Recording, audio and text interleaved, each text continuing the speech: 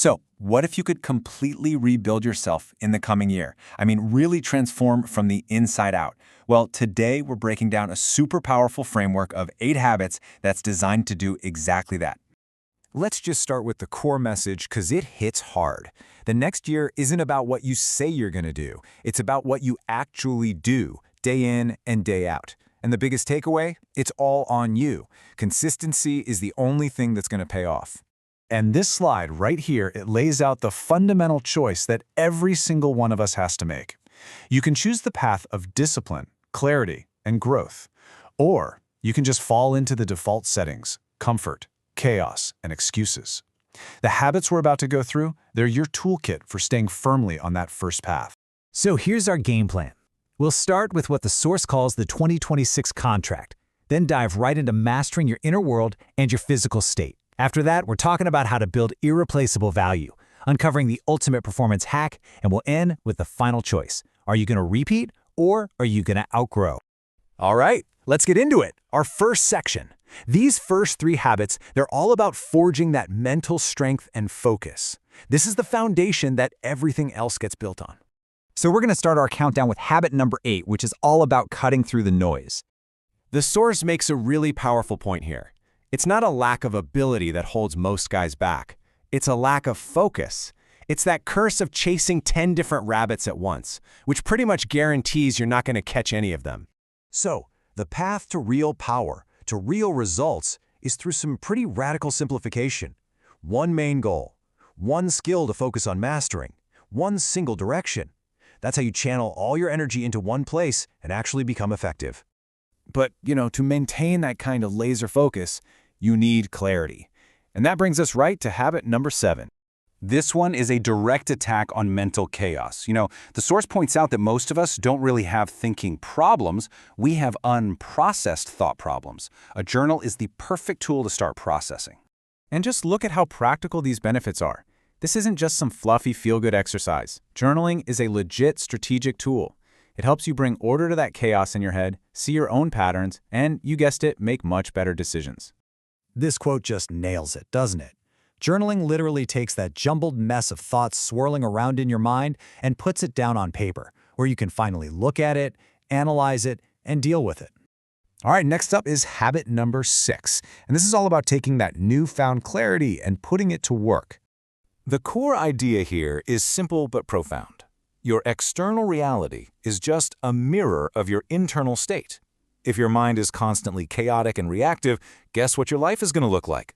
A calm mind is the prerequisite for a controlled life. And the source lays out this clear, undeniable chain reaction. See how it works? It all starts with the mind. You master your internal state first, and that mastery just ripples outward. It improves your thinking, which improves your decisions, which ultimately improves your entire life. Okay, so we've worked on the mind, but all that mental work needs a strong physical foundation to stand on, right? So now it's time to own your physical state. Habit number 5 is so simple, so powerful, and, like the source says, just incredibly underrated. We're not talking about insane workouts here. This is about consistent daily movement. This habit is framed as the non-negotiable link between your mind and your body. I love how the source puts it. If your body doesn't move, your mind gets stuck. It's that simple. Strong men move. All right, let's shift gears. We've worked on the internal world. We've worked on the physical state. This next set of habits is all about how you project value and discipline into the external world. Habit number 4 is all about creating freedom for yourself, not through luck, but through your own competence. So here's the key idea, and it's a big one. The more replaceable you are, the less control you have over your life. It makes sense, right? By building a rare, valuable skill, you directly increase your options, your independence, and your leverage in the world. I love this quote. It totally reframes what true security is. It's not about having a specific, safe job. Real security comes from having skills that solve real-world problems. That's what allows you to adapt to, well, pretty much anything. Habit number 3 brings us right back to the very start of the day and how you set the tone for everything that comes after. Now look, this isn't about glorifying hustle culture or bragging about how little you slept. This is a strategic move. It's about creating a quiet, uninterrupted block of time to work on that one important goal we talked about. It's about winning your morning before the rest of the world starts demanding your attention. And habit number 2 is a timeless one, a true principle for mental growth and getting a strategic edge.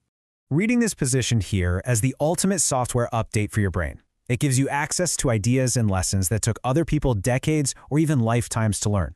As the source puts it, bluntly, men who don't read are easy to control. Real clarity comes from knowledge. And here we are, we've reached the final and, frankly, the most crucial habit of them all. This is the one that supports every single other effort. If you let this one slide, the others will eventually just crumble. So after all this talk about focus and discipline and skills, what's the one single non-negotiable foundation for high performance? What's the bedrock all of this is built on? The number one habit, the one that makes everything else possible, is sleep. The source is crystal clear on this. Sleep is not passive rest. It is active repair for your brain and your body. If you neglect it, you are fundamentally sabotaging every other effort you make. A tired man is a weak man, plain and simple, because his own biology is working against him.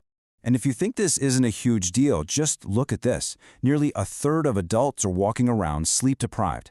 And they often don't connect their daily struggles, that brain fog, the anxiety, the low discipline, back to this one single root cause. The message is simple. You fix your sleep, and you'll be amazed at how many other problems start to fix themselves. So there you have it, all 8 habits. Now let's bring this all home and talk about the final and maybe the most important takeaway from this entire framework. And this right here is the ultimate point. Real, lasting transformation. It isn't born in some big, flashy burst of motivation. It's forged in the quiet consistency of small, sometimes boring, daily actions. That's the slow, steady process that actually rebuilds you. So ultimately, the source leaves us with this powerful question. It frames the next year not as something that just happens to you, but as a direct choice that you have to make every single day. The real question isn't what will happen in 2026, it's who will you decide to become.